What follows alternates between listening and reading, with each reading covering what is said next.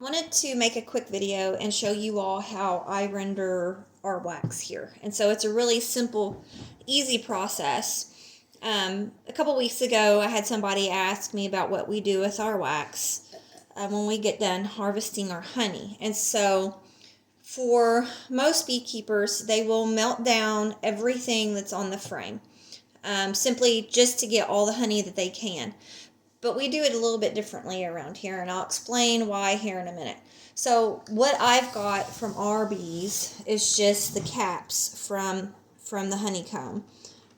So when Vance goes and he scrapes the frames, the top of the honeycomb to open up those little compartments, this is what is left. There's actually, you can't really see it maybe when I get down to the bottom, but there's actually honey in the bottom of this that I may try to save. I don't know. So I'll show you how I melt this down, and it really won't be very much by the time I get done with it. But I wanted to explain a few things. So please disregard the state of these frames. We unfortunately lost two of our strongest hives this year. I'm not sure what happened. They could have left. Something could have been wrong with the queen. Who knows? It's a mystery. But we had two hives that when Vance went to get the boxes off the top for a honey harvest, they were empty and there was an infestation of wax moths. And so if you're a beekeeper, wax moths are the bane of your existence. They're hard to deal with. And we essentially had to burn everything from that hive, because the thing with these wax moths is that they will bore into the wood. And so everything may look okay on the surface, and you could use that frame in a new healthy hive, and there could be larvae in it and cause issue. And so we're dealing with that, unfortunately. But I just wanted to explain what we do here. And so, for instance, frames can come like this, empty frame. And you can buy these sheets of beeswax. And you see there's wire in there to keep the form. And so you would simply just stick this down. There's little grooves in the bottom, and you would simply just stick it down in there and use it. In addition to, adding new frames to a box, or after extracting honey in the spring, you would add these for them to build off of. And so these are made of wax. If you can't tell, this is old. I don't know if I would use this or not. It's been out in the garage, but I just wanted to show you that. So they can come like that, or they can come like this. Now, this is plastic, okay? Typically, when you buy the plastic frames, there will be a coating of wax on them for the bees to build off of. And this one looks really bad and probably needs to be burned. So that's just a couple of ways that these frames come. So when we go to harvest honey, this is an empty frame, and we have used in this one, I don't know if you can see it, but there's wires down in there where we have used one of these in these frames. So when we go to harvest honey, the caps are scraped off. This is put down into the extractor, and the honey's flung out. So we keep this simply because it's less work on the bees. Bees already have the honeycomb built, or the comb built. They can simply start working on filling it with honey. And so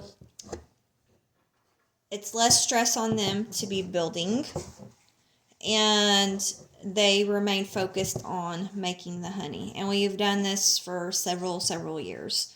So when we get done harvesting the honey, these empty frames, while there's still honey there, they will be set outside, and the bees will come and they will clean it all up. They will eat it and make it nice and clean. This one's not very clean. You can't really see all the junk, but they will eat all of it up. It will be these will be stored away in our bee building, and we will use them next spring as they start building their hives and get the spring honey flow and things like that. And so now it's time to render this. Go to render. This is what I use. This thing has been used for so many different things. I really need to buy another one. But this is the easiest thing for me to use because it melts down the wax evenly, and it can hold quite a bit. And so this will go on low heat, and I will watch it. A lot of times beekeepers will use like solar melters, and I just don't have enough wax to justify doing all of that. So this is how I do our wax. I'm going to start off by just getting the stuff that's on the very top. Now there's probably not going to be a whole lot of honey left in this, but as I get toward the bottom of the bowl, there's going to be more, and I'll show you how I deal with that when we get to it. So I'm going to put all this in here. I'm going to fill it up as much as possible, and I'm going to put a lid on it.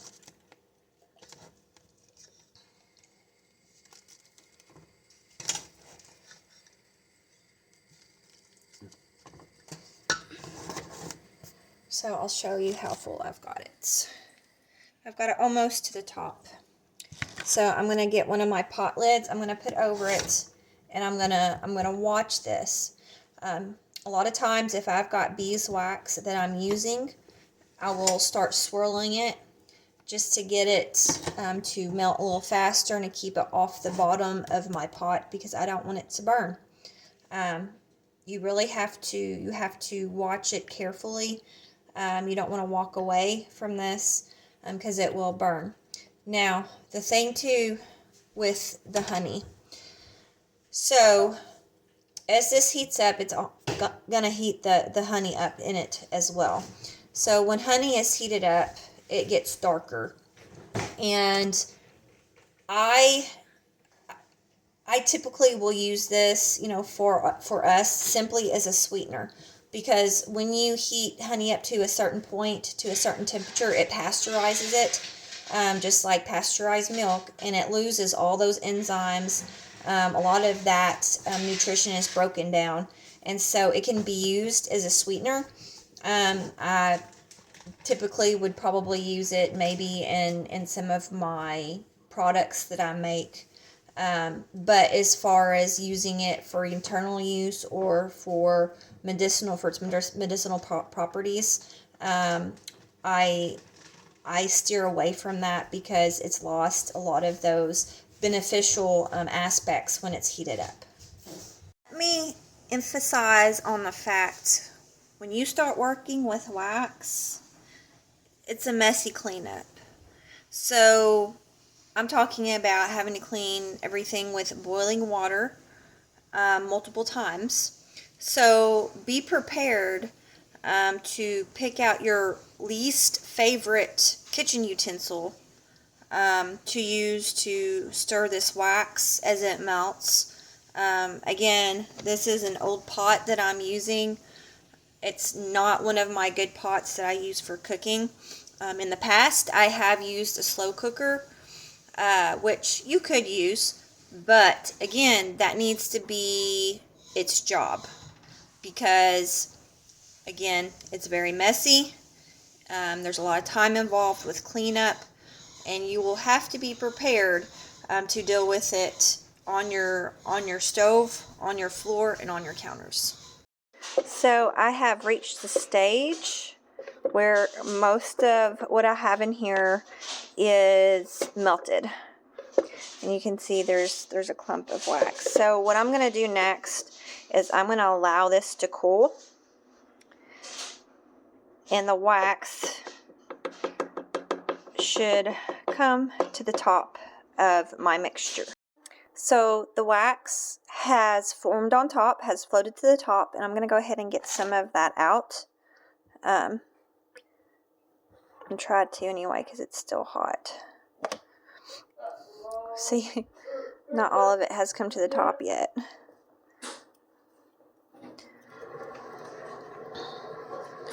But I want to kind of open it up so that it, will continue to, and again, make sure you're using something that you may have to throw away.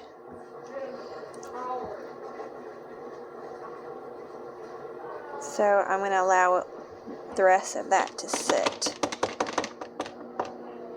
because not all of it, yeah, look at that, see? This is a broken spoon that I had, so I knew that I probably was going to end up throwing this one away. So I'm going to allow that to cool a little bit more, open it up, and it's already, I can see it already starting to form again on top. So with it cooling, I finally was able to get the wax off the top, and so this is what's left. I'm going to get rid of the rest of that. This again will have to be melted down and rendered further. Some of this I may be able to just to scrape off, but I'll eventually get it down to just a little bit. And in the past, I've ran the wax through cheesecloth to get the rest of the impurities. This is the honey that has been heated up that I've gotten the wax out of. So I just want to show you how dark it really is once you heat it up. Finally got my honey and my wax separated, and so you can see there's still a lot of impurities that needs to be rendered out. So I'm going to further melt this down, and I'm going to run it through cheesecloth to get all the little impurities out. When it comes to rendering your own beeswax, these silicone molds are probably the easiest thing to use, because number one, you can just pop the wax right out. I still have there's some residue from past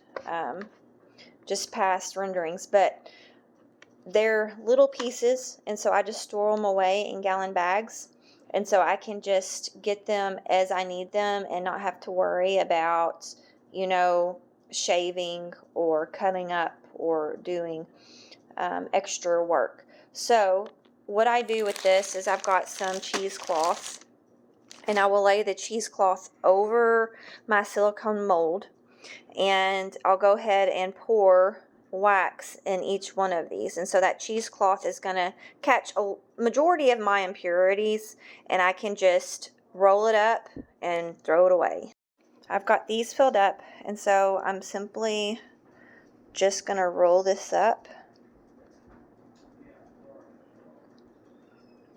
until I get the rest filled.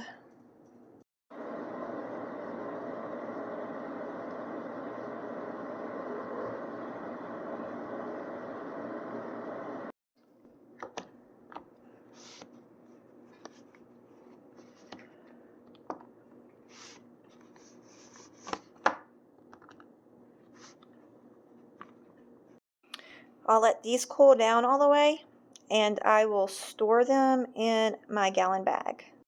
This is all the wax that I had out of that big bowl that I showed you earlier in the video.